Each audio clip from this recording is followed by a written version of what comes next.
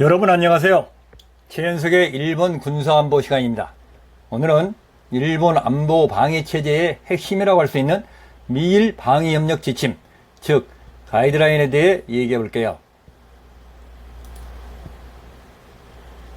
오늘 얘기의 중점은 2015년에 개정된 신미일 방위협력 지침, 신가이드라인에 대한 이야기입니다. 들으시고 유익하셨다면 구독과 좋아요, 알림 설정 부탁드릴게요. 먼저 미일 안보 태세의 중핵인 미일 동맹의 시작으로부터 현재까지 유지 강화되고 있는 상황을 조약과 가이드라인을 통해 간단히 알아보죠. 최초의 미일 안전보장 계약은 메가드의 미 군정시대의 에치슨 국무장관과 요시다 수상 사이의 미일 안전보장 조약이 체결되어 미일 안보협력 체제에 물꼬를 텄죠. 그러나 이 조약은 일본의 주권이 부재했던 미 군정시대에 체결된 것이어서 애매모호한 면이 있어 1910년에 신미일 안전보장 조약이 다시 체결되죠. 이 조약에 따라 미일 동맹체제가 본격 출발하게 된 셈이죠. 그리고 이 안보조약을 바탕으로 미일 간의 방위협력을 구체화시킨 협력지침이 바로 미일 방위협력 지침인데요. 소련의 위협이 확대되고 냉전의 절정기에 도달했던 1978년 말에 처음 체결되었죠. 그리고 1991년 소련의 붕괴에 따라 냉전체제가 붕괴되고 세계 안보전략 환경, 안보 질서가 미국 중심의 일극체제로 변하면서 엄청난 변화가 오게 되죠. 이에 클린턴과 하시모토 간의 미일 안보 공동선언이 있은 후에 미일 방위협력 지침을 개정하게 되죠. 그런 후 18년이 지난 2015년에 소련의 크림반도 침공과 북한, 중국의 위협 증가에 따라 가이드라인을 다시 수정하여 발표한 거죠. 이 2015년에 개정된 가이드라인이 바로 신가이드라인, 신미일 방위협력 지침인 것이죠.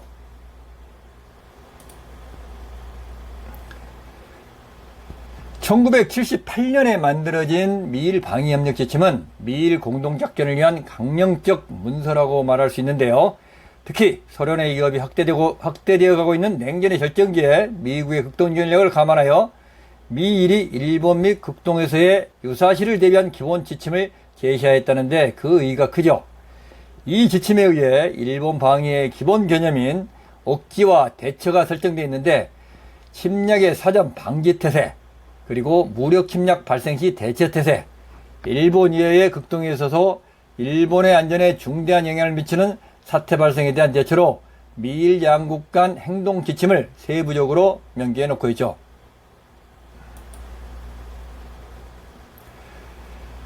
그리고 다시 8년이 지난 현재 소련의 우크라이나 침략 사태를 맞아, 그리고 미중 갈등이 고조되고 있는 신냉전 시대를 맞아 일본의 방위체제가 새로운 방향으로 급변하고 있으며 이에 따라 새로운 가이드라인 설정이 활발히 논의되고 있는 것으로 파악이 되고 있습니다. 금년 들어 1월 11일부터 1월 13일까지 3일간 미일 애교 국방장관 회담인 2+2 회담을 비롯하여 미일 국방장관회담, 그리고 이어서 바이든과 기시다 정상회담을 통해 향후 미일 안보체제 방위협력 지침을 어떻게 해나갈 것인가를 논의하였죠. 아마도 금년간의 새로운 가이드라인 발표가 있지 않을까 예측을 해봅니다. 지금부터는 2015년에 최종 개정된 신미일 가이드라인에 대해 구체적으로 살펴볼게요. 2015년 4월 17일 새로운 미일 방위협력을 위한 지침, 소위 가이드라인이 미일 안전보장협의위원회 2+2 회의에서 승인이 되었죠.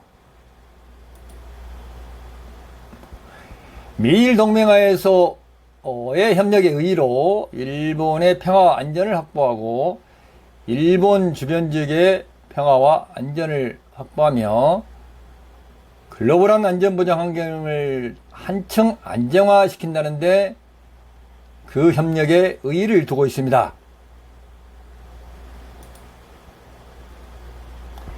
미일 방위협력 지침이란 앞에서 설명드린 것처럼 미일 양국의 역할과 임무, 협력 및 조정의 본연의 태세에 대해 일반적인 큰 범주와 정책적인 방향성을 나타낸 것인데요. 1978년 최초 만들어졌으며 1997년에 1차 개정이 되었죠. 최초와 다른 것은 일본 이해의 극동사태에 초점을 맞춘 게 1978년의 미일 방위협력 지침이었는데 이 당시에는 주로 소련의 침공을 상정한 것이었죠. 그리고 1997년에는 소련의 붕괴 후 일본 주변 사태, 즉 한반도나 대만 등의 유사 상황 발생 시에 그 주변 사태에 이러한 대처로 확대가 되었죠.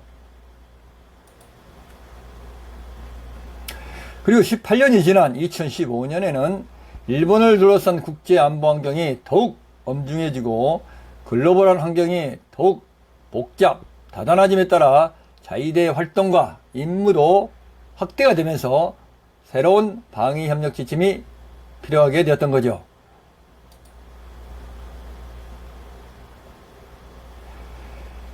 (2015년식) 가이드라인의 포인트, 핵심이라 하면은 일본의 평화와 안전 확보를 지침의 중핵적 역할로서 유지하고 이를 위한 협력을 충실히 하고 강화를 한다.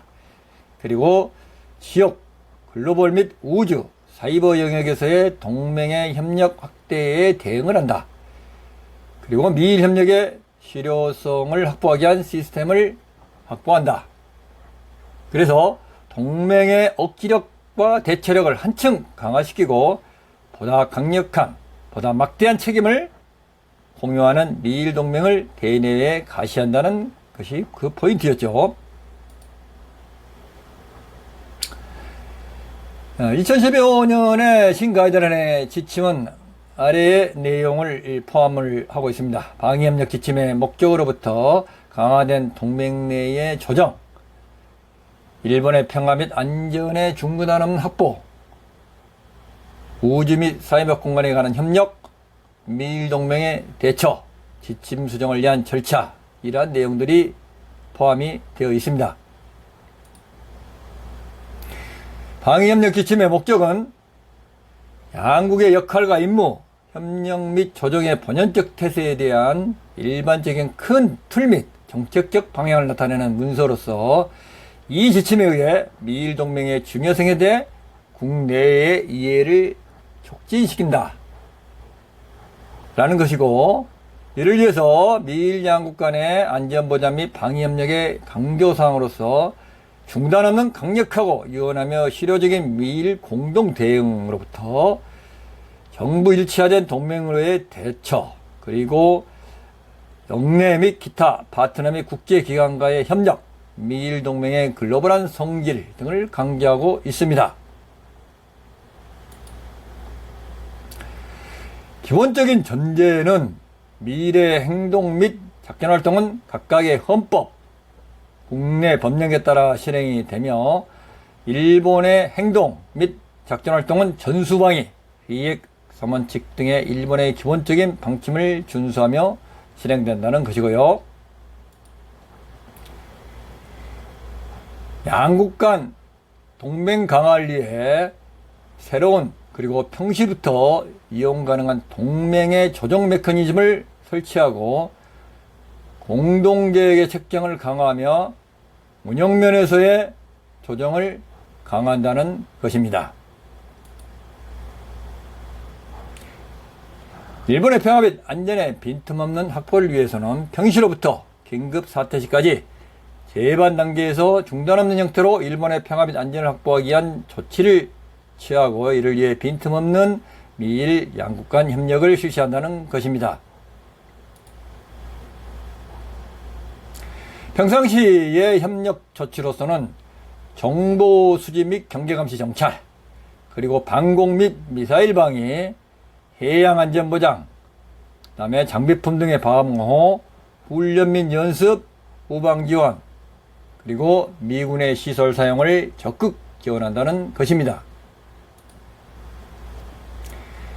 일본의 평화 및 안전의 위협 발생 시에 이에 대한 대처로서는 비전투원의 대피 작전, 해양안전보장, 수색과 군안, 시설 구역 방어, 후방 지원, 미군의 시설 사용 등을 포함을 하고 있습니다. 일본의 무력 공격 발생 시에 대해서는 매우 구체적으로 기술을 하고 있습니다.